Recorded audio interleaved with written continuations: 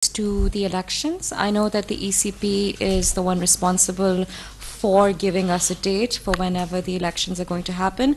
Are you confident that your caretaker government is going to be here just for the 6 months that you mentioned?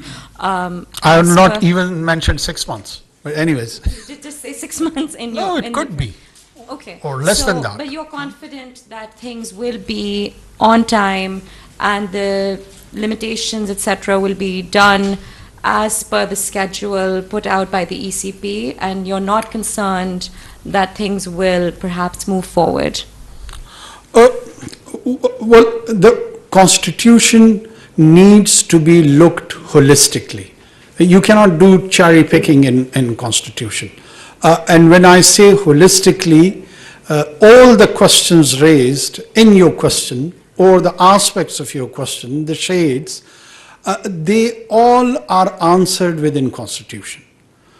Do you, after having census, is it a requirement to do delimitation? Yes, it is. Does that delimitation has to be done by the Election Commission of Pakistan? Of course, it has to be done. For how long does that exercise take? It is anybody's guess, but I am pretty much confident that it would be within the reasonable framework of time. Could be 1 month, 1.5 months, 45 days. I cannot be prescient about the time frame that it has to be exact in terms of hours and seconds. But yes, I do have an approximate sense, and I'm quite sure and comfortable that it would appear and it would look and it would happen in a relatively normal frame of time. As a follow-up question, when do you anticipate we will find out whether the PTI will be able to run in those elections? And what are your considerations about the importance of allowing them to run or not to run?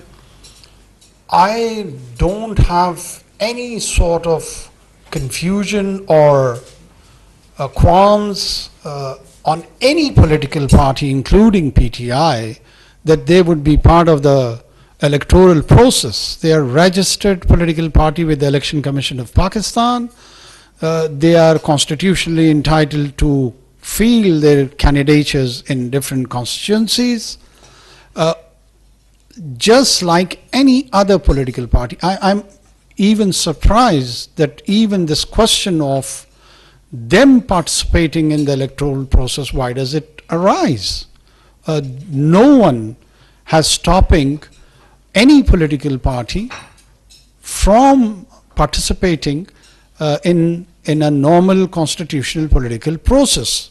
What can be done? What would you like to see done on this, particularly in terms of Pakistan, Afghanistan? Are you more focused on what we're going to do on counter-terrorism, yes, or Afghanistan-Pakistan relations? Well, I mean, it's related because Pakistan is saying, as I understand it, that much of the problem is based in Afghanistan, and these guys are sort of operating from Afghanistan into Pakistan. First of all, I think so we should focus and try to appreciate what is going on our western borders. And this surge in attacks of terrorist outfits, either be religious inspired attacks or even ethnic inspired attacks, like the form of BLA and BLF and the rest of their associates. One thing which is very important, which has changed the entire landscape, the security landscape of this region, is the leftover gadgets by US and its allies in Afghanistan, which has implications not just for Pakistan but for the whole region. And very reliable and authentic journalistic literature has been already produced on it. It's not just what Pakistan is saying, it's the literature has been published even in magazines like Foreign Policy and few others. But we do believe this is a challenge which probably was not well thought of. And this is a challenge which needs to be responded. And this is a challenge where we, along with our international partners against the terrorism, need to coordinate, cooperate, and work together. And I believe that in initial briefings to me from the security side, my understanding is that we are already working on that with our partners, be it United States and others, European Union, UK, and the rest of the powers. And this is a problem which has been recognized by anyone and everyone. And these surges are primarily happening because the fighting capacity of these outfits has been enhanced. They are emerging as a new challenge. Pakistan is in the forefront to take this brunt. We have been arguing this for years and years and years when we were accused by our own partners that we are probably having a sort of a double role, or we are not the willing partnership in this so-called war on terror. But we could foresee that a time will come that all these powers will leave this region and it would be us who would be facing the mess. And this is what is exactly happening to us. It has happened to us in 1989. It has happened to us again in 2021. Do we surrender? Do we just leave it as a fait accompli? No. We are planning, we are executing on our own resources. We would reform, when I say we would reform our tax system, it is for the reason we cannot rely on financial assistance to take on our security challenges. We have to raise our own money. And we are doing that. And then spend that money on an area where we can keep our population secure, which is one of the prime responsibility constitutionally of any government. So would we deny the partnership, help and assistance if it is available at a global scale? No, we will not deny that assistance or help.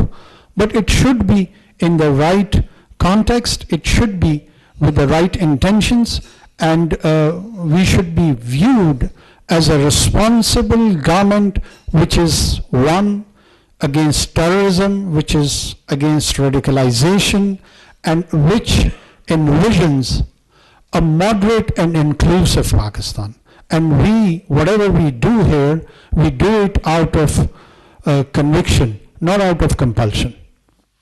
Yes, actually, it is a follow-up question as well, because I would like to know, because there were some meetings happening about security with the Afghan government, and so how is it, do you feel that there is a kind of comprehension that they are willing to help when it comes to security? We need to appreciate that when we talk of Afghanistan or even Taliban, they are in a phase of transformation, and I personally feel that room and space should be given to them.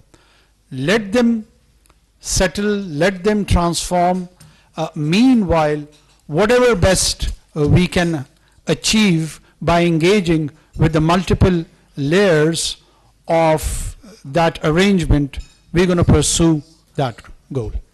You've listed a very long, list of challenges that Pakistan is facing that you also hope to work on. But if governments before you have not been able to deliver when they had a much longer term, what makes you confident that you are going to be able to deal with the immediate challenges? First of all, I'm confident, and I want to remain confident, that I'm talking about the right issues rather than popular issues. So that sense can be gathered, that what are the core issues which are being faced by the society and the state of Pakistan. Whether I'm successful or not to realize those projected goalposts probably is irrelevant. I'm not here for eternity. I do realize that. And once I'm not there, and if I'm given a limited time span, the only thing which we can do is to talk about the right things.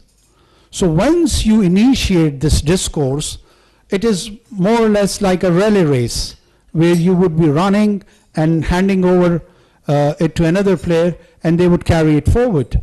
So that is the model in our minds, that there would be political players who would benefit from this political discourse, and they may or they may not choose the policies which we are suggesting.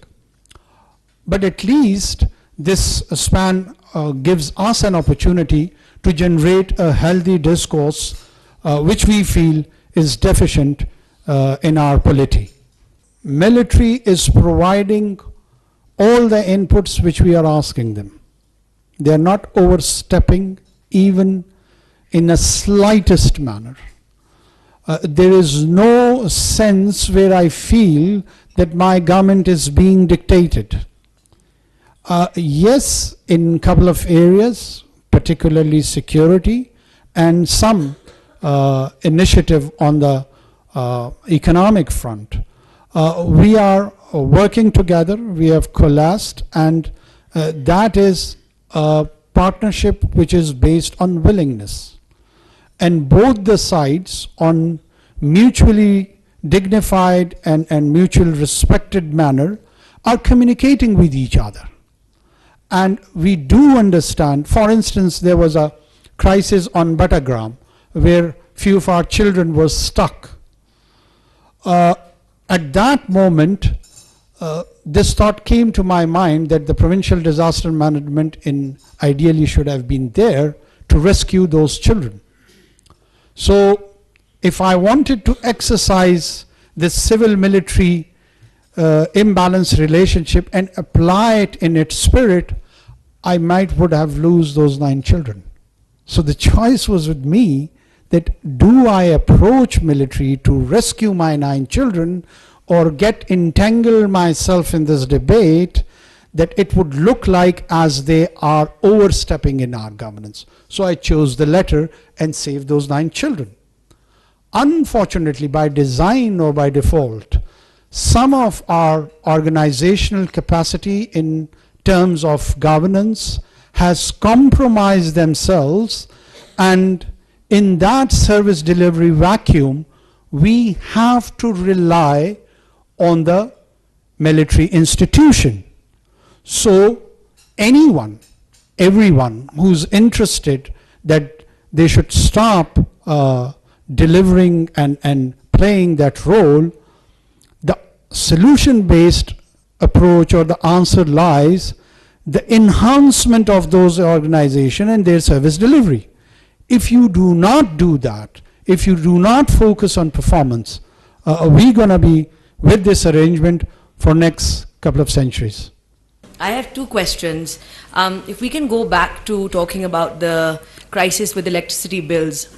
So given the fact that your government has a limited amount of time, one of the things that you could do, in fact there's a growing demand of calling the IPPs to the table and renegotiating the agreements. So is that something specifically that your government is considering? Will you be renegotiating the contracts? As far as the IPP and our mandate with them, contractual obligations are concerned, the good news is we are discussing it, and we are discussing it thoroughly.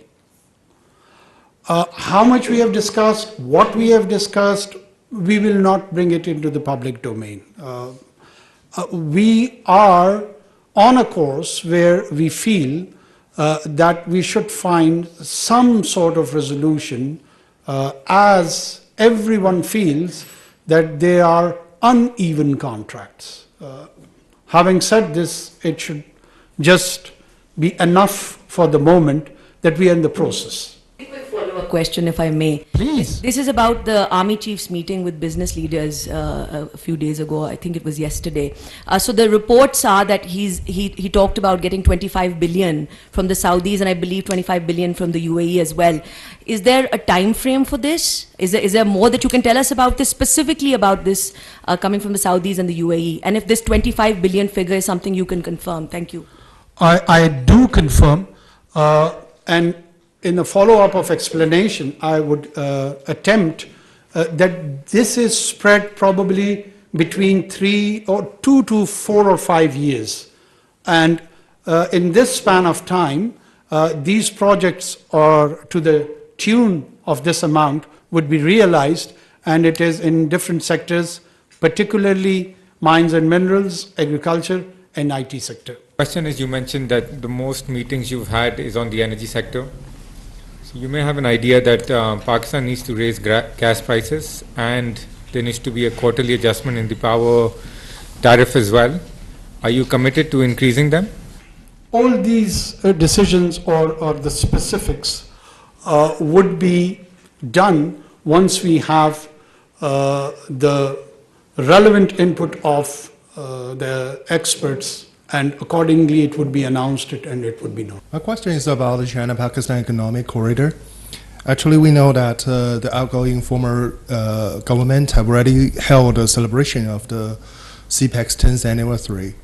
I would like to know your government's view on the CPEC or any plan on CPEC. Second, is there any plan for your government members to attend for the participation on the coming Belt and Road Global Cooperation Summit, which is going to be held in mid-October?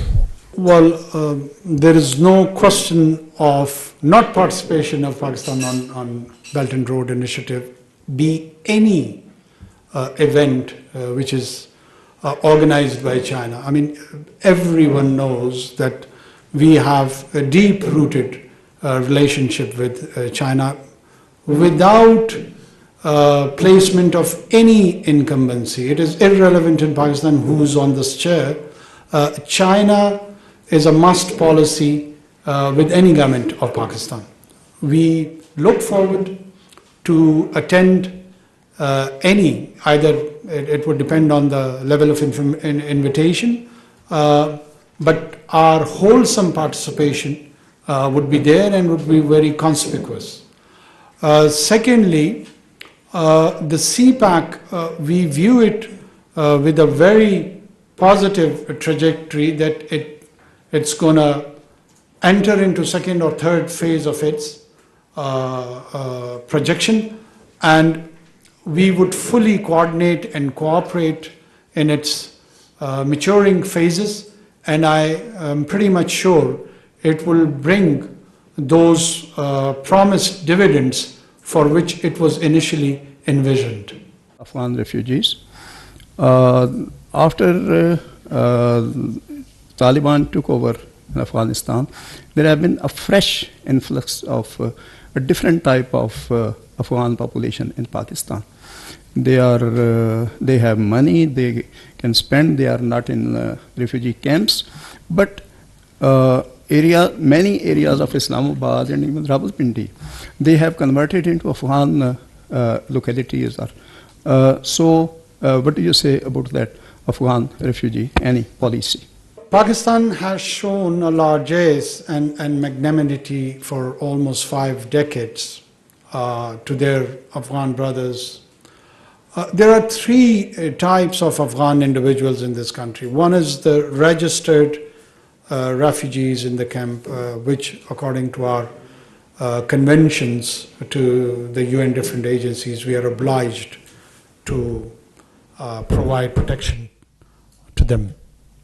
There are around 2.8 million people, registered refugees. Then there are people who are occupying our land space in an illegal manner. They're aliens. And then there are people who have gone and they have penetrated our systems of the government, and they are living with identity theft. So there are 3 categories. Government is planning with all the relevant stakeholders, and we are coming up with a policy to this challenge and issue, because it's directly now linked to the kind of new emerging threats which we are facing on the count of terrorism. What would be those measures? It's premature to discuss it on a public forum because it may compromise the operational outcomes of those initiatives. But I can assure you that we have a strategic visibility and clarity on this issue, and we are coming up with a plan no sooner than, I'll leave the time frame. We will come up with a policy. First question is, what you think about the international community are really want to support Pakistan for the economic cooperation? Is it that your feeling, or is it just a conversation? And second one, defense cooperation between Turkey and Pakistan recently, it's going well. Also Saudi Arabia and other countries, which is they are supporting Pakistan too. Now, as we learned, economically the whole support is come. So do you have a feeling that for short term or middle term, some positive changes will come for Pakistan? What is your message for that? First of all, I do accept that there is a lot of similarities and commonalities between the experiment of Turkey and Pakistan. The Kurdish question is more or less like what we are facing in Balochistan. Then what is happening across Syria is what we are experiencing to our next neighbor in Afghanistan. Our quasi-democratic experiment where we have a history of alternate role of governance is again very much similar to the experience of Turkey. But economic trajectory or projection, particularly your placement on the borders of the European continent and your bargain position to negotiate with the so-called membership of EU, which if not has win or given you the membership, at least it rose the living standards and the delivery standards of the Turkish society, that it started competing in a very viable economic manner on its own. And it's an amazing experiment, and there is a lot for us to learn. Yes, there is a lot of talk here in Pakistan on sometime on our economic potential, sometime on our strategic placement, sometime we project probably ourselves as the pivot of Asia. I do hear all these things too. Is it just a talk or from where does we take this new optimist inspiration? One, I take it from my province, from where I come. We have got a Titian belt which is more or less gifted with around, a conservative estimate is around $6 trillion of natural resources, which includes copper and gold, which includes rare earth material. It was already there, so what is new? The new is that we have a economically viable project of Reko, which is happening with the big boys of copper and gold, and it would start working by the end of December. So once it is initiated, it is worth or more or less near $600 to $700 billion worth project. The two holes, which is H11, H14, is around 3 square kilometer width and around 4 square kilometer length, which has these deposits based on scientific evidence and data, and it has turned the value of that mud into $700 billion. So it was there, but the scientific evidence was not available, so we couldn't claim that it is that much ore. Now this is new.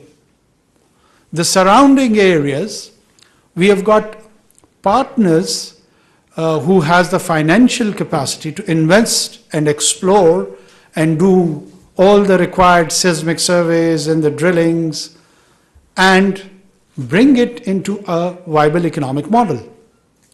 So can those country or groups on the basis of their financial capacity can do it on their own? No. For instance, Saudis, or for instance, Emiratis, or others. So they have to club in with the technical expertise, maybe Canadian, maybe Chilean, maybe Australian, maybe Americans.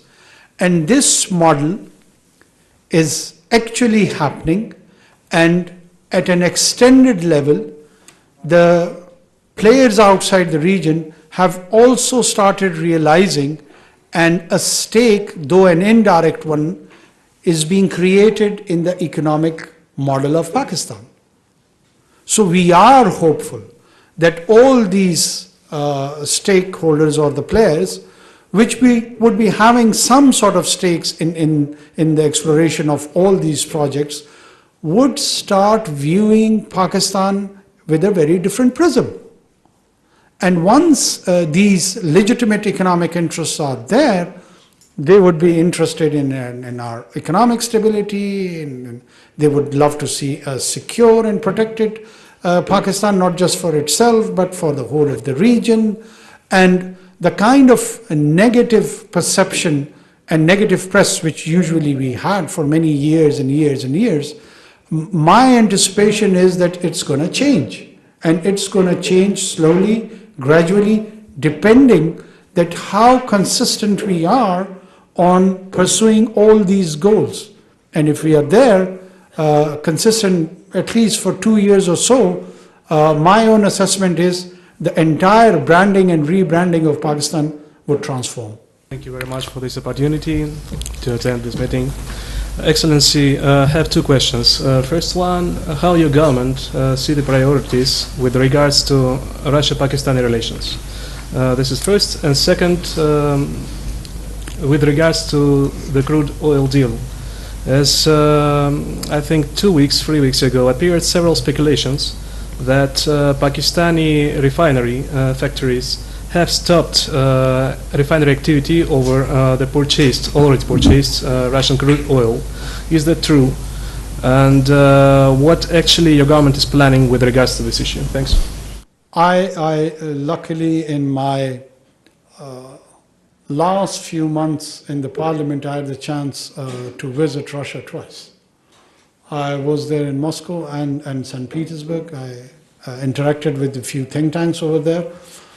And the third, Rome, is beautiful. I was mesmerized by St. Petersburg. It's a beautiful city, no doubt about that. Russia is a major and important player in the region. And we do take in account its military and economic potential. And how does it has implications for its initial orbit of influence, which probably is Central Asia, and then its strategic presence in the Eastern Europe too. It's not just that, but it has a sizable presence in Middle East and North Africa.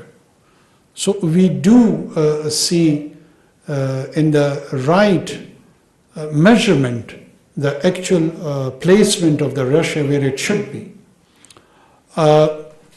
Pakistan explores and seeks new venues of a very fresh start, which is not linked where we do not dwell in the past. We do understand that Russian Federation carries the legacy of post-Soviet Union, but it definitely is not a Stalinist or Marxist tradition which it is carrying. Yes, Russian Federation has its own idea of identity, and we appreciate and understand that, and we want to have a very constructive relationship with them.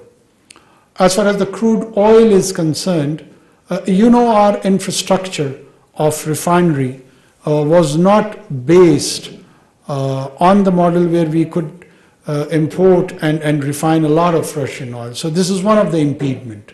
There is no policy hindrance to have oil get imported from Russia. So we are exploring not just the oil trade and other areas also where we can have some constructive relationship with Russia. Thank you.